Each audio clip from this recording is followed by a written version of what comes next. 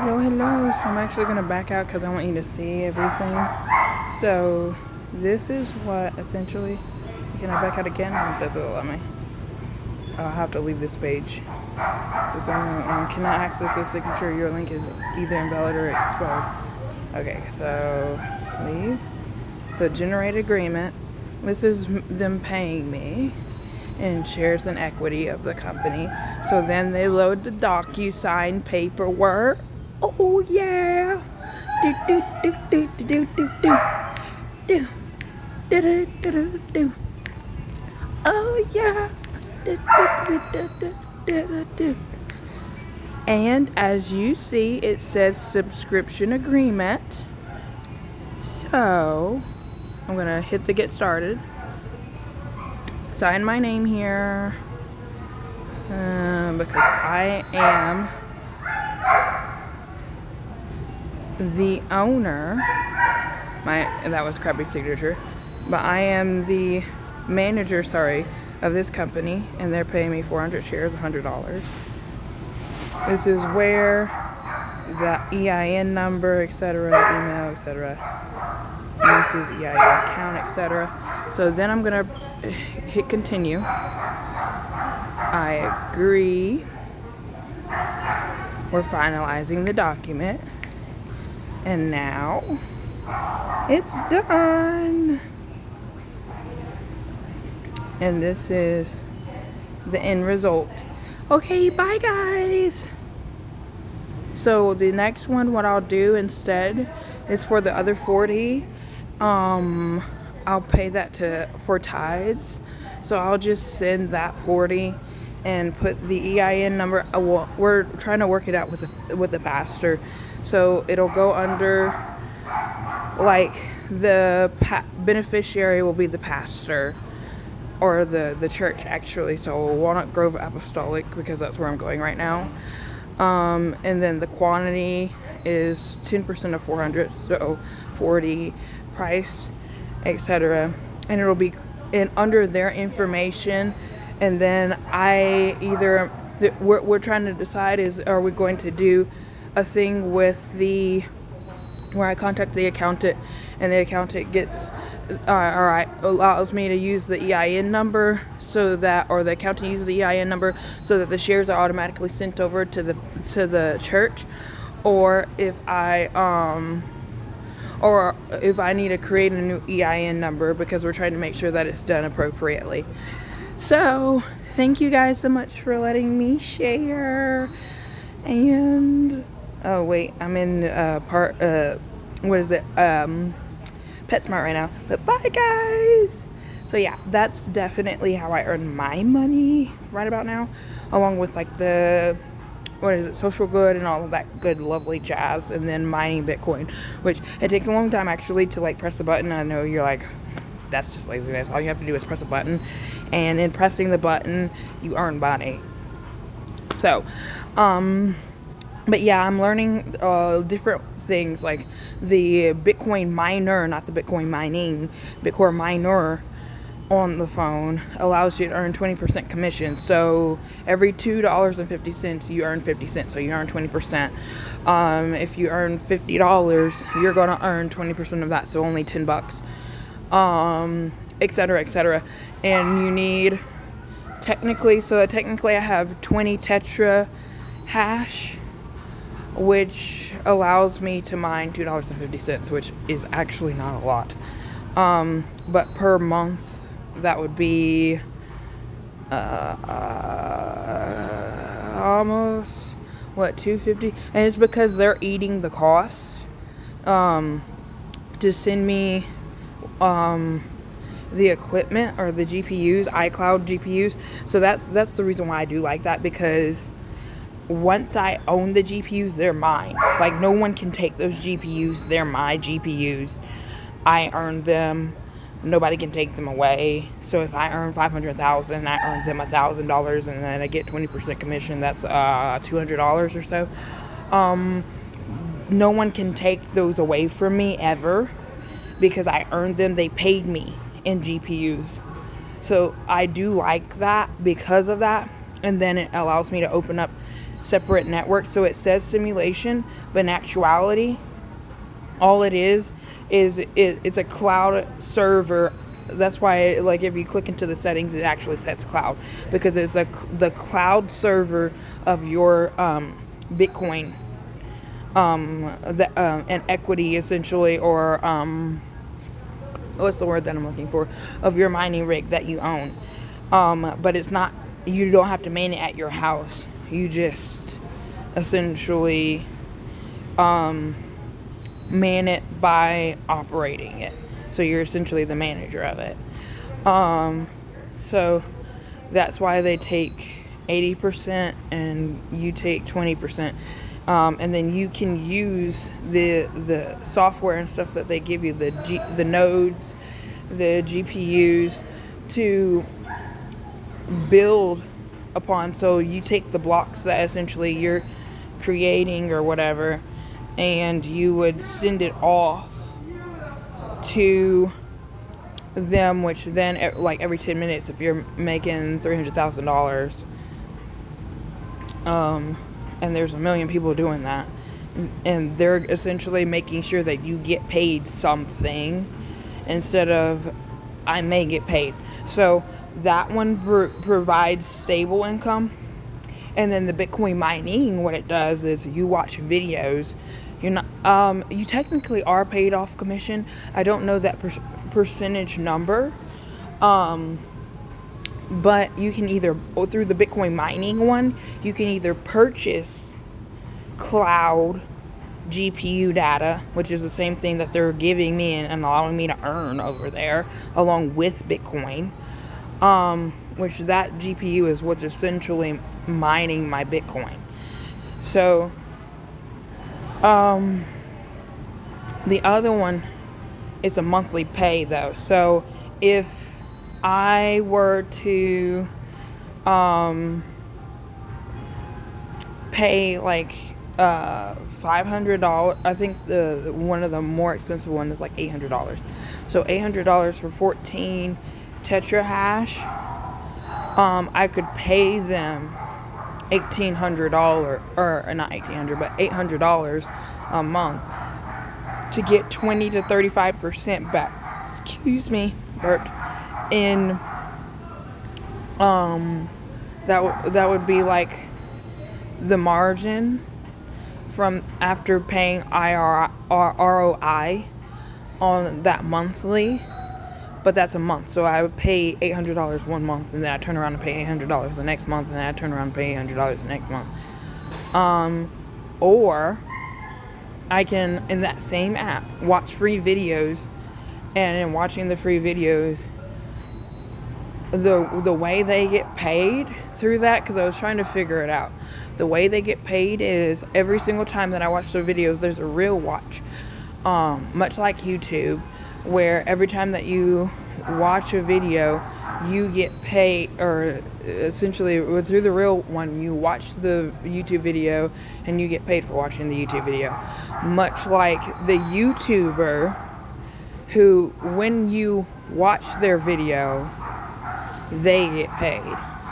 So what someone did is they said, well, what I'll do is I'll go, instead of promoting and asking another YouTuber to sponsor me, they created a company where the more videos, they created a company that, that's essentially a promo company. So every short that you create, you can submit it to that company and say, hey, look, I want them to watch my videos. It brings up my videos, or it brings up my views on my videos, which then pays them. So if they're making $40,000 a year, or $40,000 in a month or in a week, because so many people are watching their videos, they're making $40,000. They're not complaining about that. So they pay this promo company to do that. That pays them. The promo company then takes a percentage of that. So, but they're not complaining about that. They're making $40,000 in a week or $40,000 in a month. Yeah, go ahead and take your percentage because I'm living my best life over here. And so the way that they pay you is they say, well, we're going to own a mining rig and we will rent out to you GPUs or allow you to use your equipment. Instead of buying our GPUs, we'll allow you to use our equipment, and every single time that you use or use your own equipment, kind of like bring your own phone, right? So if you bring your own phone to another insurance, or not insurance, but a phone provider, you don't have to pay the bill or front the bill for the equipment or the phone, but you still have to pay for the service. So what they're doing is saying, well, we'll provide you a service and we'll use your phone as the equipment to allow you to mine instead of you using our cloud space per month.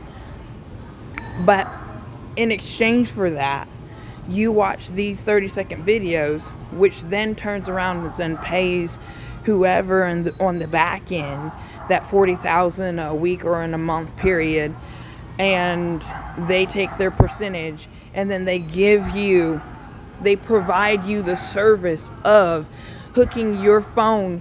You bring your own phone, so bring in your GPUs from your phone over and allowing you to mine something that's already set up. They just hook it up for you by watching that 30-second video.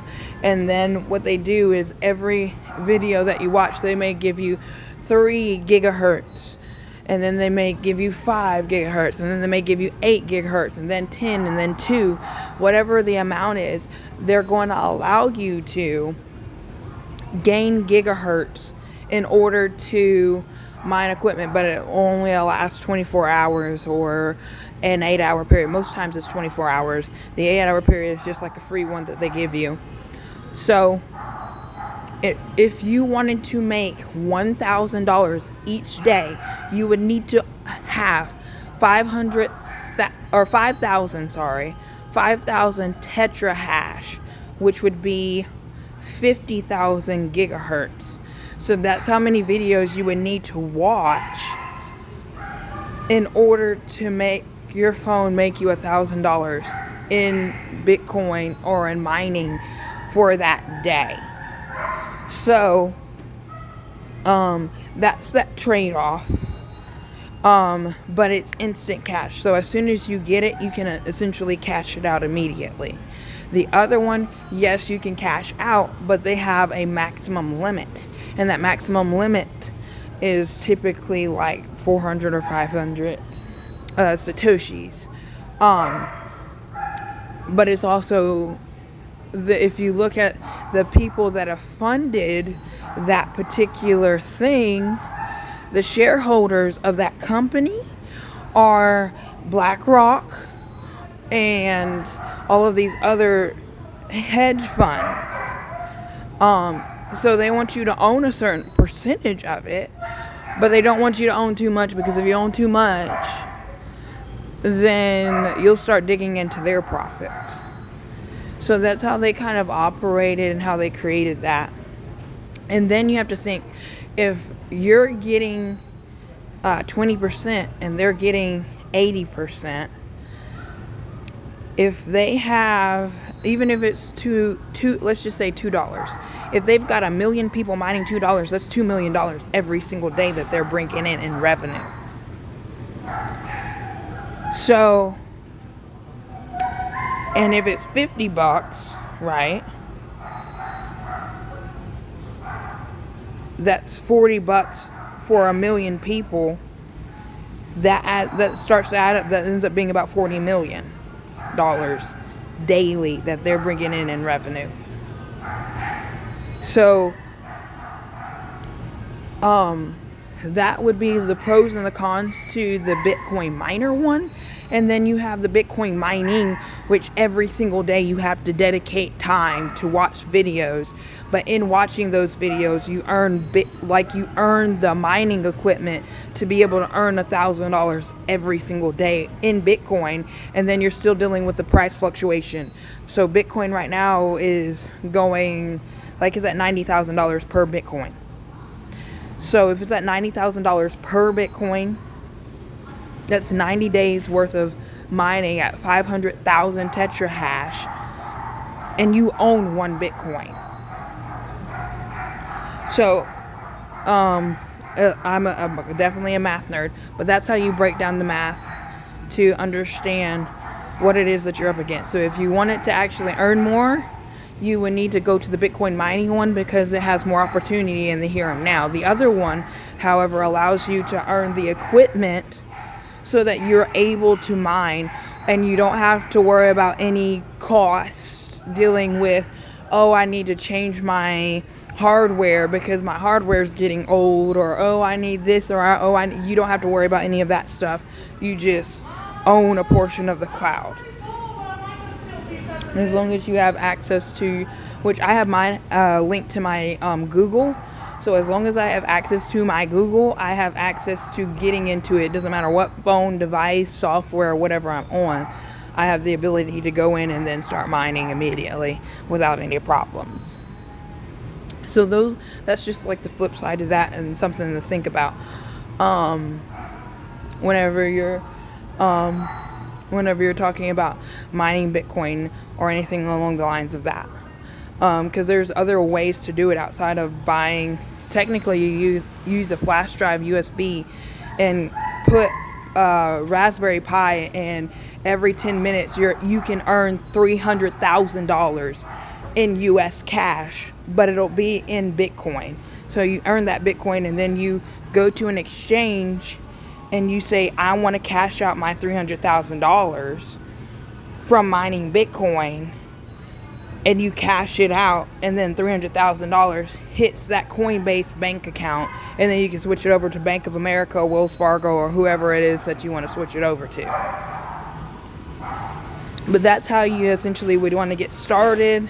And or if you're not wanting to invest in the equipment, which some of the equipment, you don't have to pay $18,000 for the equipment unless you just really want to. You can and have to pay electricity and all this other stuff. If you're wanting to get your feet wet, I would download these dApps, which are essentially apps that allow you to mine Bitcoin in a fun and playful way. If you do it in the software way, I can show you where to, unmineable.com and other websites allow, pretty much make your computer, you can make your computer or your phone into a mining rig within itself. So then it would take the graphics card off of your computer and use the equipment to mine the Bitcoin and mine the cryptocurrency of your choice. So like I said, and that way it's free. It's not risky. You take the risk off the table when you do that, because then you're not paying or buying into a risky asset. Instead, you're earning it, and then you're able to flip it whenever you get ready to. So there's only 21 million Bitcoin that exists.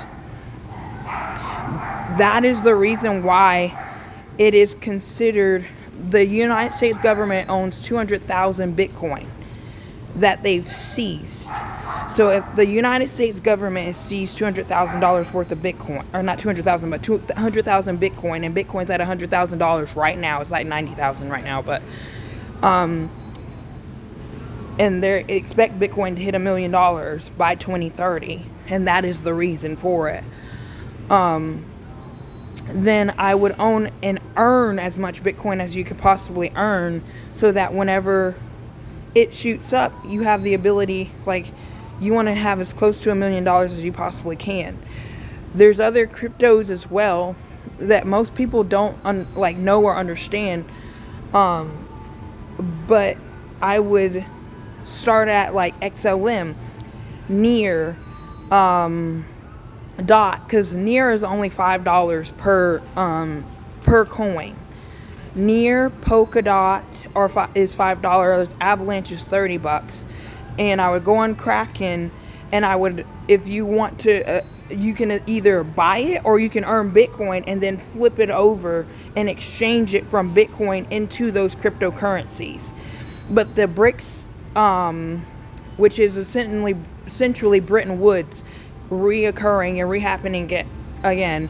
Bretton Woods is when the United States decided they were going to create a patent, which is history, or not a patent, but create an agreement, a pact, to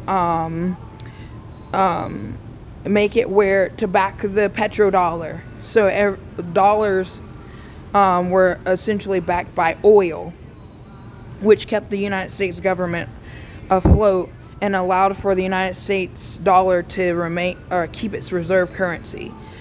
So when Biden in 2022 created war against Russia by saying, hey, we're going to freeze all your money and make it where you can't pay your national bills.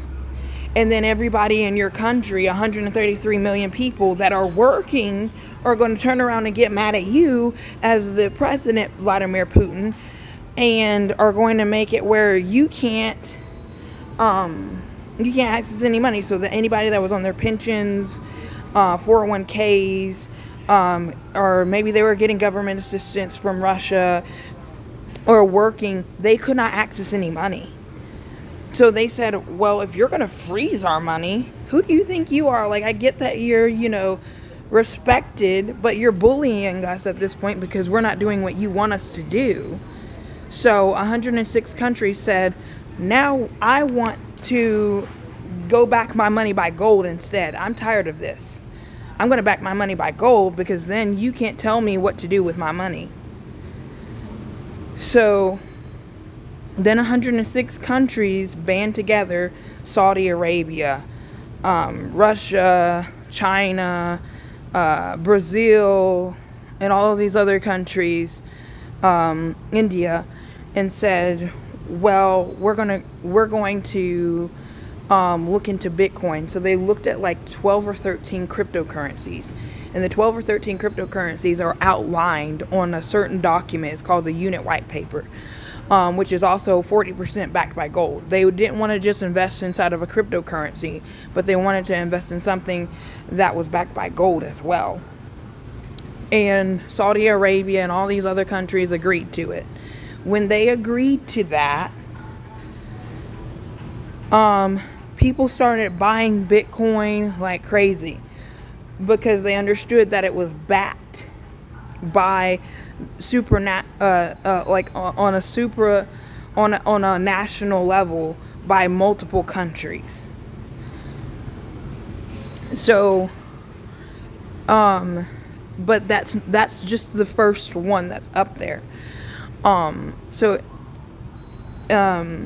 supply and demand is what causes it to keep its value. So then what they did too is then they said, well,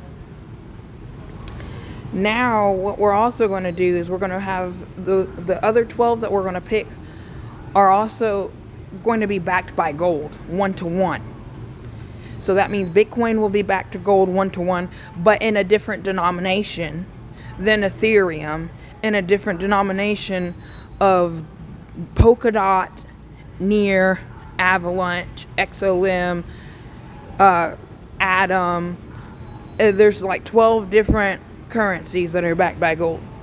And what the gold depository said, like Amex, where most people buy gold, JM Bullion or Bullion, sorry, I don't know how I'm saying it wrong, Kitco, they all said, well, we'll accept your crypto that right now is like 30 cents or so, because they were in the backdoor meetings and they know that they're essentially getting a good deal. So yeah, you can trade your Bitcoin and crypto, and we'll give it in exchange for gold, cryptocurrency right now. And essentially they're ripping you off. I'll explain why. Because if Bitcoin there's only going to ever be 21 million Bitcoin. You can go and mine more gold. You can go into outer space and mine more gold. So if you can mine gold here on Earth and then turn around and go into space and still mine gold, NASA just found there was an explosion or something that took place in outer space, and in another galaxy they actually found gold. So at some point, space exploration of people going out to outer space or using equipment to do so, like artificial intelligence or robots, to go mine the gold and then bring it back to Earth, is what will essentially take place. But in the here and now, I personally would like, if the government's going to own Bitcoin, then it apparently can't be a crap currency. And if the gold depositories and different things like that are going, oh well, we want to also hold cryptocurrency, then there has to be something to it.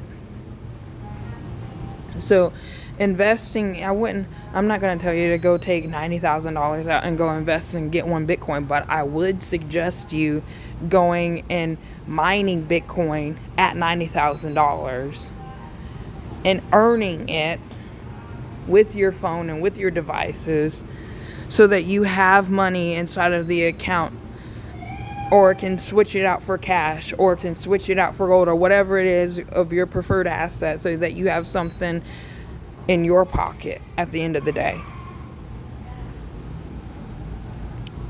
And then I would also suggest, once you switch it out into other cryptocurrencies like Polkadot, like Near, like Ethereum, and you begin to purchase them, stake them. Staking them is like putting them in a savings account of sorts. But you can access it, in most cases, you can access it immediately. Sometimes they'll have like 7-day period. So, but you can stake it up to 13 and 25%. So if you're staking it 13 to 25%, just imagine you putting one in and you coming out with 1.25. So if you can come out with 1.25 at a 25% APY, where they're giving you money just for holding it, as the value of it goes up, okay, so you spent $5, but when that coin hits 50,000, now you have 50,000 plus 0.25, so now you have 75,000. But that was from year one. Then year two, it compound. So now they're giving you 25% because you locked in your rate at that, and you're getting it at 25%, and you do that for 5 years straight. Now you have what? Year three, you have 1.25 is my brain. Close to like 1.5, I think it should be. Probably a little more than that. But let's just say 1.5, 1.75, because I can't do math right now because I'm like as easy as I need to. But by year 5, you're sitting on 3 to 5 of that same one at 50,000. So that's $150,000 to $250,000, and you only spent $5 on it, and then turned around and staked it for 5 years and locked it in at a certain rate. Now you have $150,000 to $250,000 simply by.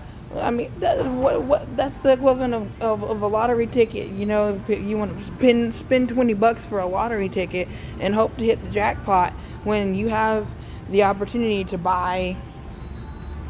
I mean, you can buy one and be like, I'll just sit it and Just sit inside of a Coinbase if you feel that you're going to lose it. And when you come back to it, you understand, oh wow, now I'm worth such and such amount of money. Then that gives you the opportunity to do XYZ. I wouldn't even worry right now about a 401k. If you can, even just going down the list and buying one of each, that's your 401k money right there, because that's $500,000 plus that you're looking at and you're holding inside of your hand just from putting it back. Now if you want to get beyond or make it where it happens sooner, then invest more. But then know the boundaries and know how much you're willing to invest inside of those assets, or freaking go make your computer work for it. That way you're sleep and that thing's working for you while you sleep. There are so many opportunities. This is what people like. If you're like, oh well, I want to go back to school and blah blah blah blah, I wouldn't even worry about going back to school, because this new asset class that's being created is exactly what people from Cambridge University, which is like going to MIT or RIT or Stanford or Yale or any of these huge name brand schools that everybody respects, this is the asset class that they're going into. So you can either take the time and learn right beside them. They've got their college degree. They have to pay tuition to get theirs. And then they're turning around and doing like a apprentice class. Because at some point this asset is going to, most people will not be able to access it as easy as it's able to be accessed right now. So if you buy into it, yes, put it inside of a Cold Vault wallet, or put it on Coinbase or something along the lines of that, so that you don't have to worry about your money. And I would spread it out, because this is going to be a lot of money. It just is, especially if you're buying an asset that is extremely undervalued. Like XRPnet is backed by BlackRock. BlackRock manages $10 trillion to $20 trillion. $10 trillion, $20 trillion, and this is the asset that they are backing. So for $1 right now, you can purchase like literally 10,000 of them. If you purchase 10,000 of them at the price point of $10, that is $1 million. $10 price point. BlackRock's not going to own anything on their books that's only worth $10. They're a $1 trillion company. They're going to own something that's worth, at least at minimum, $100,000. So that means you can expect that asset to go up to $100,000. Now you may not know exactly when, but you know that it will happen. So yeah, take 10 bucks, 20 bucks, invest it into like XRPnet, which is underneath XRP, and have 100,000 of them, so that at a price point of $10, you have $1 million. It's 10 bucks, and then have it sitting on like a Uphold wallet or a Coinbase wallet. If you don't feel like you would be able to, like, maybe you lose your passwords or whatever, put it on something like along the lines of that, so that you have the ability to access it whenever you need it. Lobster Wallet right now has insurance policies backed on gold, like literal gold, because the gold bugs expect for gold to hit by 2050 $50,000 to $150,000. That's their range of what they're expecting. So what I would personally do, and I have done, is I've shot low. Okay, maybe it may not hit $150,000. I don't care. Push for that that 50,000 mark. Okay, so you want $1 million. That means owning 20. 20 of them is less than $1 right now. Go on there, buy $1 worth. Buy $10. You're sitting at least 2,500 of them. Then put that into context of how much that actually is. $1.50 is 250 of them. So if 250, why? Because it's a new asset class, but you still have your insurance policy, you still have everything else, and they have a automatic buyback written into the policy. And you're talking about Prosegur, you're talking about Brinks. They have their EU license, which means that FINRA, which is a financial organization that essentially, so like when somebody goes to college and they get a business degree or whatever in finance, after they get their degree, they have to then go and get a license, much like a doctor has to go get their license. And that license that they get is through an organization called FINRA.